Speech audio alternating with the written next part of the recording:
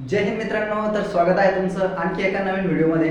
तर बघा मित्रांनो, ज्यावेळेस आपण नाही का रनिंग करायला सुरुवात करतो आणि जे समजा ज्यांनी नवीनच सुरुवात केली आहे किंवा जे खूप नाही का खूप दिवसापासून नाही का प्रॅक्टिस करताय, पण अशा सर्वांना नाही का तर सीन पेन जर झाला तर तो कशा प्रकारे ठीक करायचा, त्यासाठी काय उपाय आहे, तर हा व्हिडिओ तुम्हाला खूप हेल्पफुल ठरणार आहे। तर बघा, तर सगळ्यात पहिले नाही का आपण समजून घेऊ की सीन पेन नाही का आपल्याला नेमकं कशामुळे होतो। तर बघा, सगळ्यात पहिलं तर नाही का जे काही ग्राउंड असेल तर ते कसं आहे, तर समजा तुम्ही डांबरी रस्त्यावरती पळताय, सिमेंटच्या रस्त्यावरती पळताय किंवा टेकडी वगैरे असेल ह्यावरती पळताय किंवा एखादा कडक सरफेस असणाऱ्या ग्राउंडवरती जर पळताय तर त्याने तुम्हाला सीन पेन होऊ शकतो किंवा होतो। दुसरं कारण म्हणजे दुसरं कारण सीन पेन होण्याचं म्हणजे जो काही शूज आहे तर ते नाही का मेजर कारण नाही का असू शकतं। तर कारण नाही का आपण नाही का बऱ्याच वेळेस शूज जो असतो ना तो कडक सोलचा आपला असतो आणि त्यामुळे नाही का आपले पाय जास्त प्रमाणात आपटले जातात, तर आपटल्यामुळे सीन पेन हा आपल्याला होतो। त्यामुळे शूजचं सिलेक्शन हे नाही का खूप महत्त्वाचं आहे। तर चांगल्या क्वालिटीचा शूज आपल्याकडे असला पाहिजे जेणेकरून आपल्याला सीन पेन होणार नाही।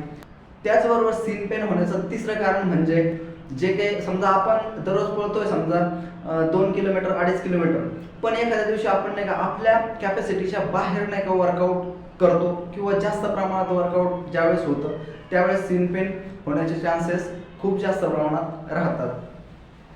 चौथं कारण सीन पेन होण्याचं ते म्हणजे नाही का विदाऊट वॉर्मअप जर आपण प्रॅक्टिस केली, रनिंग केली किंवा कोणताही इव्हेंट केला तर आपल्याला सीन पेन हे होऊ शकतं। आणि आणखी पाचवं कारण म्हणजेच ज्या पण कॅन्डिडेटचं किंवा ज्या पण नाही का मुलाचं वजन हे नाही का जास्त आहे, ओव्हरवेट आहे किंवा ओबेसिटी आहे म्हणजे फॅट्स वगैरे असतील, तर अशा पोरांनी जर समजा प्रॅक्टिस केली किंवा तो रनिंग करतोय तर त्याला पण नाही का सीन पेन होण्याचे जास्त चान्सेस राहतात, बरोबर आहे की नाही। त्याचबरोबर जर विदाऊट शूज आपण पळतोय तर पाय आपले नाही का खूप जास्त प्रमाणात आपटतात। तर ह्या सगळ्या गोष्टी ज्या आहेत तर त्याच्यामुळे आपल्याला सीन पेन हा होऊ शकतो। तर बघा, तर मग आता ह्या सीन पेन वरती उपाय काय, तर कशा प्रकारे नाही का आपण त्याला नाही का दूर करायचंय किंवा त्याच्यापासून नाही का राहत मिळवायचे। तर बघा शेवटला तुम्हाला नाही का एक चांगलं आणि एकदम देशी जुगाड मी नाही का सांगणार आहे, तर त्याने नाही का तुम्हाला 100% म्हणजे 100% फायदा होणार आहे। तर व्हिडिओ तुम्हाला शेवटपर्यंत बघायचा आहे। तर ठीक आहे मित्रांनो, सगळ्यात पहिले जर म्हटलं तर बघा आपल्या प्रत्येकाच्या घरामध्ये नाही का फ्रीज वगैरे असतं, तर त्यामध्ये नाही का बर्फ वगैरे जो असतो ना बर्फ, तर त्या बर्फाने नाही का बर्फ जो असतो ना बर्फ, तर बर्फाने किती 10 ते 20 मिनिटापर्यंत नाही का दररोज 2 ते 3 टाइम नाही का त्याला शेकवायचं आहे। तर ते पण नाही का डायरेक्ट बर्फ घेऊन हा नाही का आपला जो पाय आहे त्याला नाही का डायरेक्ट शेकवायचं नाही, तर तो एखाद्या कपड्यामध्ये घेऊन आणि मग त्याला चांगल्या प्रकारे हे करायचं आहे, शेकवायचं आहे, म्हणजे तुम्हाला त्याच्यापासून रिलीफ भेटेल, आराम भेटेल। नेक्स्ट बघा, तर दुसरा उपाय म्हणजे बघा जे काही आपल्याला मेडिकल वगैरे असतं ते मेडिकलमध्ये आपल्याला जी गरम पट्टी वगैरे भेटते, त्याचबरोबर नाही का स्पोर्ट्सच्या दुकानात जे आपण नी कॅप वगैरे असतं त्याचप्रमाणे जे नाही का जे काही आपलं हे पायाच्या खालचा भाग आहे तर याच्यासाठी कॅप भेटते, ती कॅप पण तुम्ही वापरू शकता। ती कॅप किंवा ती पट्टी लावण्याच्या अगोदर तुम्हाला फक्त एक करायचं आहे, जो काही समजा एखादा नाही का पेन क्लिअरचा एखादा हे असेल, स्प्रे असेल, समजा मूव असेल आहे की नाही, मूव असेल, त्याबरोबर आणखी वेगवेगळ्या प्रकारचे नाही का ब्रँडचे हे स्प्रे भेटतात, तर तो स्प्रे अगोदर तुम्हाला ज्या ठिकाणी दुखतं तिथं स्प्रे करून घ्यायचा आहे, त्याने नॉर्मल त्याची नाही का मालिश करायची आणि त्यानंतर ती पट्टी त्याच्यावरती हलक्या पद्धतीने बांधायची, जास्त टाईट बांधायची नाही, तर त्याने तुम्हाला पायाला एक अशी गरमी येऊन पायाला नाही का चांगल्या प्रकारे रिलीफ भेटतो। त्याचबरोबर आता तिसरा उपाय म्हणजे काय, तर तिसरा उपाय म्हणजे नाही का तुम्हाला ज्यावेळेस तुम्हाला सीन पेन जास्त प्रमाणात होतंय तर 3 ते 5 दिवसापर्यंत तुम्ही नाही का कुठल्याही प्रकारचं वर्कआउट वगैरे करायचं नाही, पायावरती जास्त लोड येऊ द्यायचा नाही, तर आराम करणं खूप महत्त्वाचं आहे। तर 4-5 दिवस तुम्हाला 4 ते 5 दिवस नाही का रिलॅक्स करायचं आहे, आराम करायचा आहे। त्याचबरोबर बघा चौथा उपाय म्हणजे काय, तर चौथा उपाय म्हणजे ज्यावेळेस तुम्ही रात्री झोपणार आहात तर त्यावेळेस झोपायच्या वेळेस नाही का जे काय आपले पायाची साईड पाय ज्या साईडने आहेत तिकडून नाही का तुम्हाला उशी घ्यायची आणि उशी घेतल्यानंतर समजा आपले पाय थोडेसे असे वरती होतील, म्हणजे तुमचा रक्ताचा फ्लो असा थोडा खाली होईल आणि तुमचं जे काही जास्त प्रमाणात जे वेदना होत आहे त्या वेदना होणार नाही। तर असं 4-5 दिवस तुम्हाला कंटिन्युअसली करायचं आहे, याच्याने पण तुम्हाला चांगल्या प्रकारे फरक भेटणार आहे। तर पाचवा उपाय म्हणजे काय, तर बघा जे काही मोहरीचं तेल असतं, मोहरी कशाचं, मोहरीचं, तर हे तुम्हाला मेडिकल वगैरे किराणा दुकानात कुठं पण नाही का सहज भेटून जाईल. तर मोहरीचं तेल घ्यायचं आहे आणि त्यामध्ये नाही का लसूण, काय लसूण जे असतो आपला खाण्याचा, आणि हे पण खाण्याला चालतं आणि मॉलिश पण तुम्ही त्याच्यासाठी करू शकता. तर लसूण आणि मोहरीचं तेल, आणि याच्यामध्ये नाही का जी कोरपड वगैरे असते ती आपल्याकडे गावाकडे एकदम इझिली नाही का अवेलेबल होऊन जाते.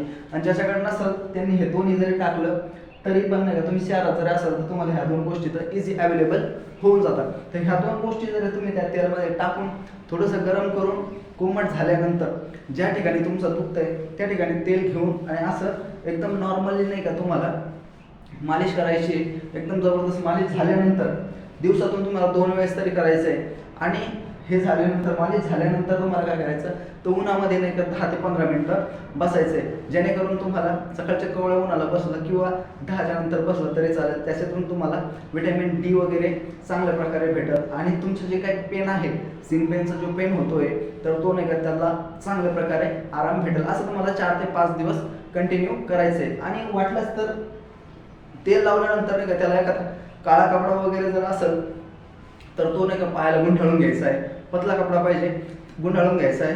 म्हणजे काळा कपडा यासाठी की काळा कपडा ऊन लवकर ऑब्झर्व करतो, तर त्याच्याने तुम्हाला चांगल्या प्रकारे फायदा होईल.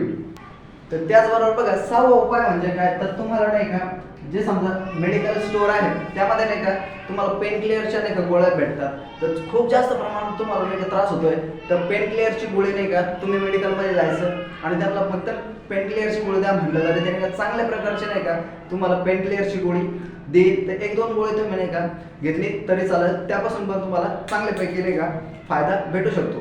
ठीक आहे.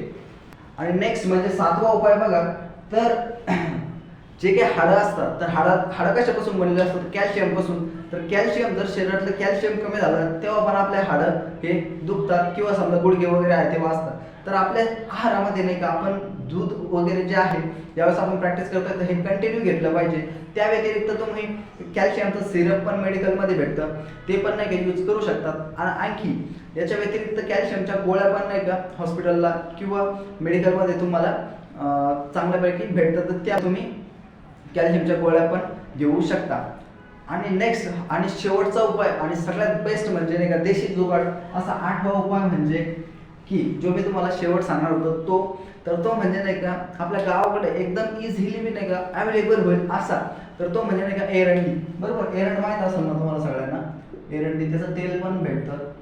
तर जे काही पानं असतात, पानं, बरोबर आहे की नाही, तर रात्री झोपण्याच्या अगोदर त्याला काय करायचं आहे, जे काही एरंडाचं पान आहे ते घ्यायचं, त्याला नाही का नॉर्मल खोबरेचं जे तेल असतं आपण डोक्याला जे लावतो ते घ्यायचं आणि त्याला नाही का नॉर्मल गरम करायचं. जास्त काय म्हणतात गरम पण नाही, फक्त असं कोमट वगैरे म्हणतो त्या टाईपमध्ये त्याला घ्यायचं.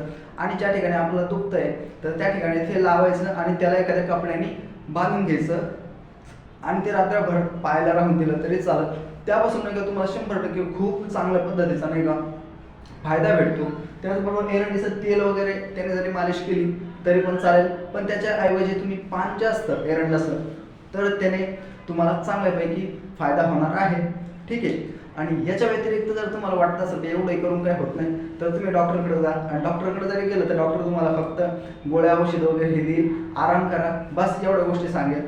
त्यामुळे तुम्ही हे जे काही उपाय सांगितले त्याचा नाही का नक्की ट्राय करून बघा. तुम्हाला सीन पेनला नाही का 100% म्हणजे 100% नाही का याच्यापासून फायदा होणार आहे. आणि त्याचबरोबर नाही का तुम्ही सीन पेन ज्यावेळेस समजा सीन पेन तुमचा कव्हर होत आला आहे, म्हणजे 4-5 दिवस झाले तुम्ही ही ट्रीटमेंट केली, त्यानंतर तुम्हाला थोडेसे नॉर्मल काही ज्या पायाच्या स्ट्रेचिंग वगैरे असतात तर त्या नाही का हलक्या हलक्या करायच्या आहेत. ताबडतोब ज्यावेळेस समजा पेन होतंय तर लगेच तुम्ही मला नाही का त्याच्यावरती स्ट्रेचिंग वगैरे करायची नाही. कारण की तर बघा मित्रांनो, सीन पेन दूर करण्यासाठी खूप सारे उपाय या ठिकाणी मी तुम्हाला सांगितले, तर तुम्ही ते अप्लाय करा, नक्कीच फायदा होईल. आणि ह्याचबरोबर नाही का शरीराला नाही का प्रॉपर रेस्ट भेटणे, आराम भेटणे खूप गरजेचं आहे.